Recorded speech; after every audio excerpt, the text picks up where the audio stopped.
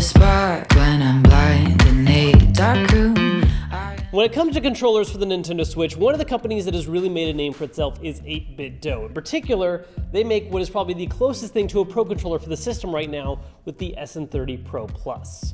Now, this is actually part of a line of controllers that they've been building up over time, and the main focus has been making something that kind of has that retro look, going back to the NES and SNES, but adding more features and abilities that line it up more with modern controllers. And the results so far have been great. The SN30 Pro Plus is an awesome controller for the Switch, but they have a new controller being released right now that is going a little bit in the opposite direction, and it's just a little bit weirder. This is the Lite Bluetooth gamepad.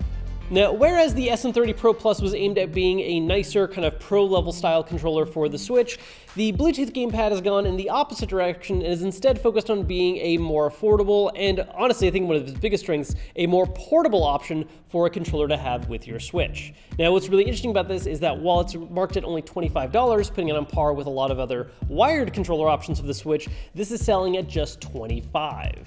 However, just looking at it, you can tell that there is a slightly interesting approach going on with this in that they have sacrificed having any kind of analog sticks in the controller and instead favor a pair of D-pads, and where people would normally expect a D-pad, they have the directional buttons that are present on regular Joy-Cons.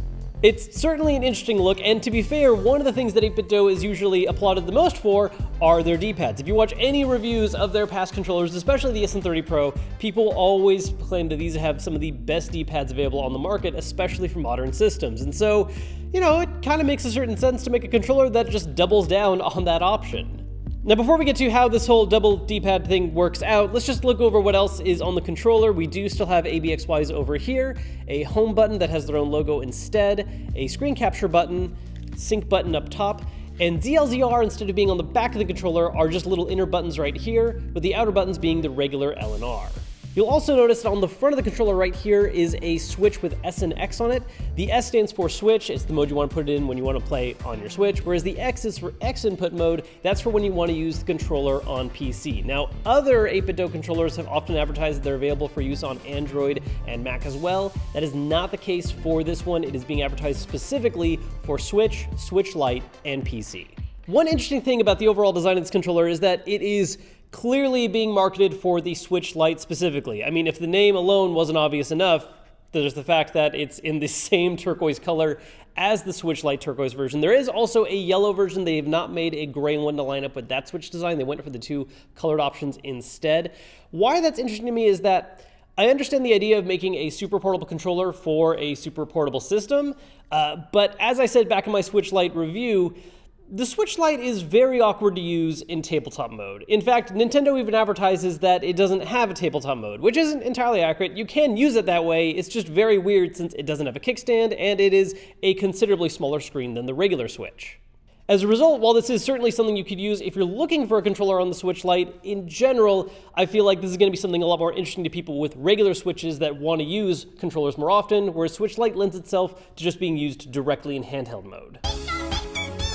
When it comes to really playing with this controller, I think there are three main things to really keep in mind in terms of how it kind of operates differently compared to other ones out there. The fact that it has, of course, the two D-pads, the shape of it, because it doesn't really have any handle grips, it's a more old school kind of style controller, and the placement of the ZLZR buttons, which on here they call L2 and R2.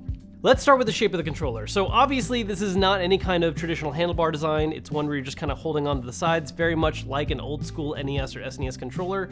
In comparison to some of those older ones, it does have a nice kind of curvature to the sides. If you've ever used the mini pad for PS4 that Hori makes, it feels very similar to that actually. It's not bad. I of course would prefer something with handles as far as pure comfort goes, but to maintain the kind of overall portability of this controller, I get why they chose this shape, and I think it does a good job while maintaining that kind of portable form factor. The same reason is why they also handled the shoulder buttons this way. Now, to be honest, I kind of wish they flipped these.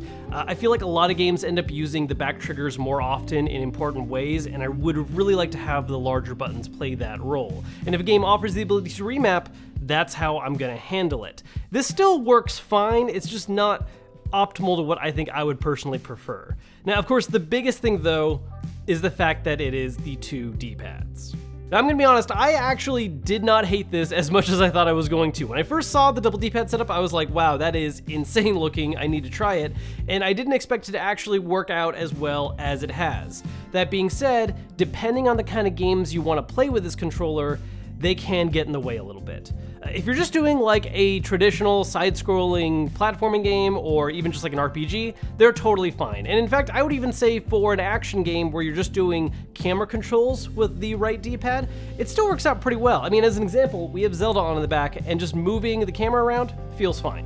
Where things become a much bigger issue though is situations where having more fine-tuned control over stick directions is important. For instance, right now with camera controls in Zelda, it's fine.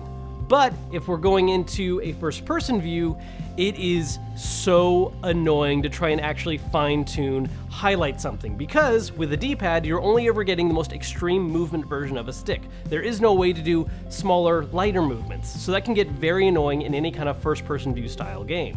Because if you have to aim at something, it's just not gonna work. With a D-pad like this, that is not an option. You are always moving at full speed, and that will cause problems if you need to be sneaky in a game.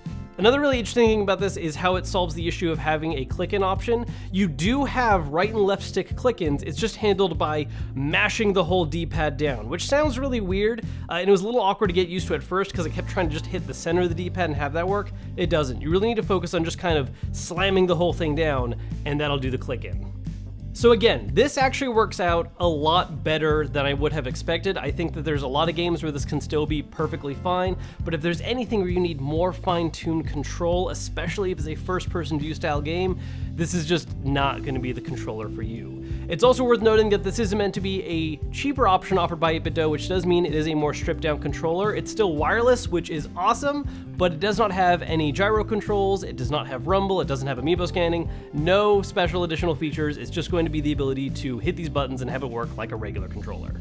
Look, if you're just putting this controller head-to-head against any other popular Switch controller, whether that's getting just the official Nintendo Pro controller or even 8BitDo's own SN30 Pro Plus, this one ends up falling short due to the lack of features and just slightly less refined control, which doesn't make sense for certain games. But that's not really what this controller is trying to do. I think there's two very important factors to keep in mind. One, this is a $25 wireless controller. Most wired controllers out there cost more than that, so it is an awesome savings to get something that cheap that you can use wirelessly with your Switch. Second off, while it does sacrifice certain comfortability options like having handle grips or placement for the shoulder buttons, all that kind of stuff, and even not having sticks at all this comes together to making it an extremely portable controller. I mean, there's not really any other major Switch controller that you can just slide into your pocket and keep around with you easily. And that's really where I think the big strength of this controller comes from. If you want to get a cheaper controller that's wireless that you can give to a kid to use, or if you just want something that you can very easily bring around and keep portable. If you're using your Switch Lite or regular Switch on the go and you just want something to have on hand that's not going to take up a whole lot of space in your backpack, this is an amazing option for that. And sure, the double D-pad design is somewhat limiting for what kind of games you can play well with it, but as long as you're not trying to do competitive Fortnite on the go and you're fine with just having that slightly less refined control for games, which honestly for a lot of titles isn't going to matter in the first place, it is a perfectly fine, good controller. Again, if you're looking for a pro option, this isn't it, but if you want just a nice, cheap, solid controller that can fit in your pocket, this thing's actually pretty awesome.